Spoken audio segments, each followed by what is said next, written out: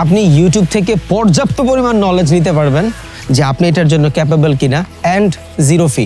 এটার জন্য আপনার কোনো টাকা লাগবে না। এই জন্যই অনেকে বলে, অ্যান্ড আমিও বলি, YouTube one of the best source two learning a new skill.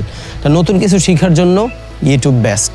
So দেখেন নিজে ক্যাপাসিটি কিনা। দুনিয়াতে হাজার ধরনের প্যাশনস থাকতে পারে, হাজার ধরনের ক্যারিয়ার পাথ থাকতে পারে। আমি 4-5টা দেখি যেটা আমার সাথে যাবে ওইটা আমি করব, যেটা যাবে না ওইটা করব না। বাট আমার একটা হাম্বল রিকোয়েস্ট, কারো গাড়ি বাড়ি, কারো পাস্টে কী ছিল এখন কি আছে, এই যে এক্সপেকটেশন আনরিলেটেবল, এই জিনিসগুলো দেখা আপনি ট্রেডিংয়ে আসছেন না।